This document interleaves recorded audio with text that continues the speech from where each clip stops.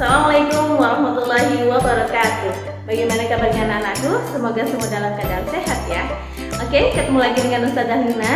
Kali ini kita akan membicarakan tentang peminatan di SMA. Ya, oke. Kalian kemarin sudah mengerjakan tugas tentang cita-cita kan? Nah, mari kita simak bagaimana cara menentukan langkah-langkah agar cita-cita kalian tercapai.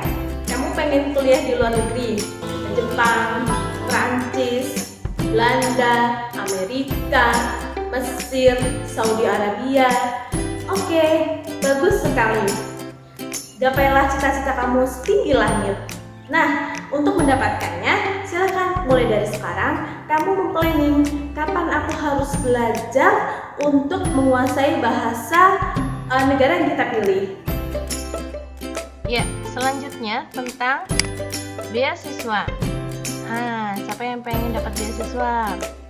Beasiswa itu tunjangan yang diberikan kepada pelajar atau mahasiswa sebagai bantuan biaya belajar. Sedangkan jenis beasiswa itu berdasarkan cakupan beasiswanya, ada yang bersifatnya penuh, yaitu mencakup semua biaya dari masuk sampai lulus, termasuk biaya hidup loh. Nah, sedangkan untuk beasiswa parsial atau sebagian, yaitu beasiswa yang hanya mencakup sebagian aja. Contohnya, hanya biaya pendidikan saja atau asramanya saja.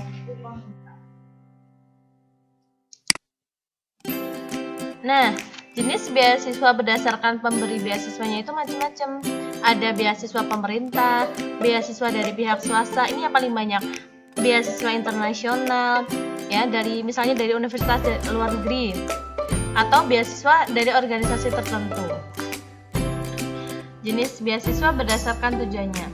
Jadi ada beasiswa karena penghargaan, yaitu mereka yang misalnya menang olimpiade. Kemudian ada beasiswa bantuan bagi mereka yang berasal dari keluarga yang kurang mampu. Kemudian ada beasiswa non-akademis, contohnya yang sudah menyelesaikan 30 juz seperti itu. Kemudian ada beasiswa penelitian, misalnya karena penelitiannya itu bermanfaat bagi banyak orang. Nah, dibiayai oleh penelitian tersebut sampai selesai. Kemudian ada beasiswa ikatan dinas. Jadi misalnya masuk ke sebuah sekolah yang ikatan dinas dengan departemen dinas tertentu. Ketika lulus dia akan bekerja di tempat departemen tersebut. Seperti itu. Nah, kemudian adakah beasiswa bagi yang belum kuliah atau mau kuliah? Ada. Jadi kalau sebelum menjadi mahasiswa itu ada istilahnya KIP, Kartu Indonesia Pintar Kuliah. Kalau dulu namanya Dignisi. Cara masuknya ada kriterianya. Besok kalau kamu di SMA, insya Allah nanti akan dijelaskan oleh guru BK kalian. Oke. Nah, setelah menjadi mahasiswa, nah ini banyak sekali beasiswanya. Jadi penyelenggaranya itu bisa dari swasta atau pemerintah. Jadi kalau pengen beasiswa silahkan searching sebanyak-banyaknya.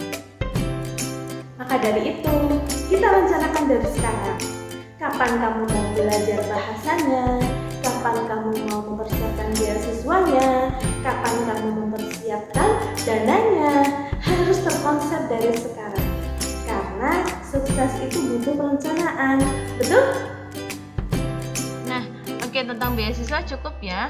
Oke, kita akan kenalan sebentar tentang perguruan tinggi. Ustazah akan golongkan berdasarkan pengelolaannya.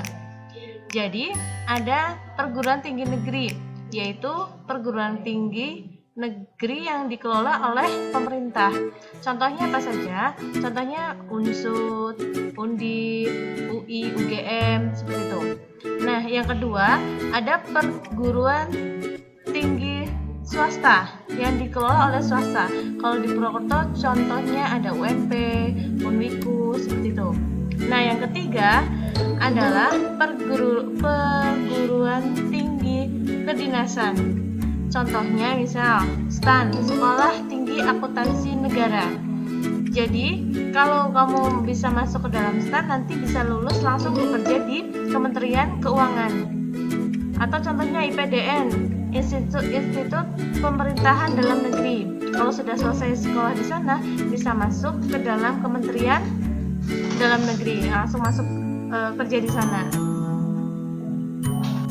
Gunakanlah ilmu dan kemampuanmu untuk mengembangkan Islam, agar besok ketika di akhirat akan ada yang menolong kamu, yaitu ilmu yang bermanfaat. Nah, sekarang kita bicara tentang jalur masuk perguruan tinggi negeri. Ini yang paling banyak diminati. Ya, yang pertama ada SNM, yaitu Seleksi Nasional Masuk Perguruan Tinggi Negeri. Bagaimana caranya? Yaitu menggunakan rapot selama 5 semester di SMA, minimal nilainya 9 pada 6 mapel. 6 mapel tergantung jurusannya kamu mau ambil apa. Kuotanya itu 40% per jurusan. Jadi diambil dari yang paling tinggi sampai paling rendah, ambil 40% anaknya, nah itu yang bisa ikut SNM ini. Kuota ini tergantung akreditasi dari sekolah tersebut. Misalnya, untuk akreditasi A itu 40%. Nah, kalau di SEMAIT berapa akreditasinya? Akreditasinya A. Nah, kalau jumlah siswanya semakin sedikit, dia akreditasinya A, maka peluang kamu untuk masuk ke jalur SNM ini lebih besar.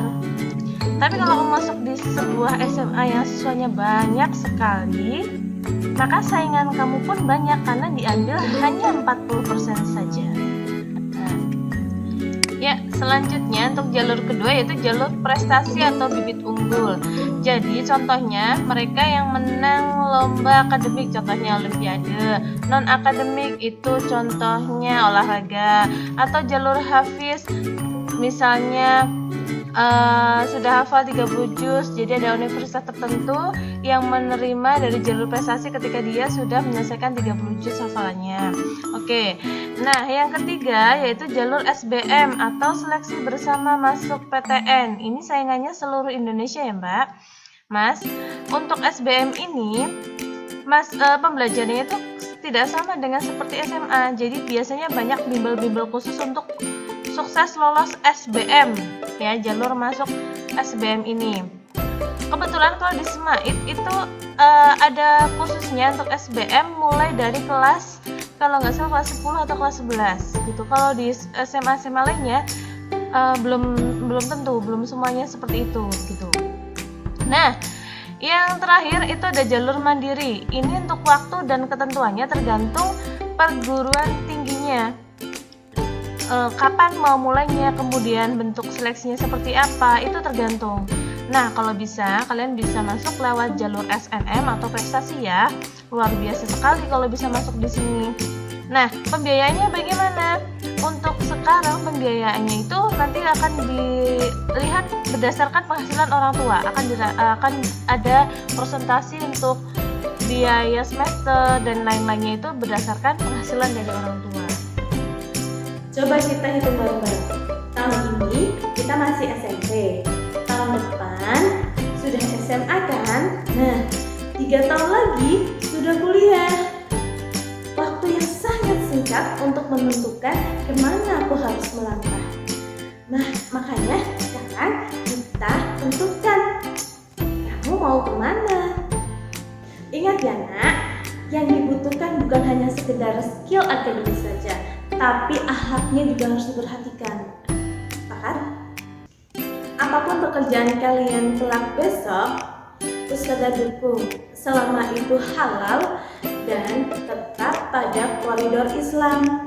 Ya, Ustazah sangat bangga ketika kalian besok sukses. Alhamdulillah. Maka rencanakanlah dari sekarang dan jangan lupa terus berdoa dan berusaha. Oke. Begitu penjelasan dari Ustazah, semoga bermanfaat ya. Jangan lupa terus berdoa agar cita-cita dan harapan kita tercapai. Kita tutup dengan bacaan hamdalah dan doa kafaratul majelis. Alhamdulillahirabbil alamin wassalatu wassalamu ala rasulillah wa alihi washabbihi ajmain. Amma ba'du. Terima kasih.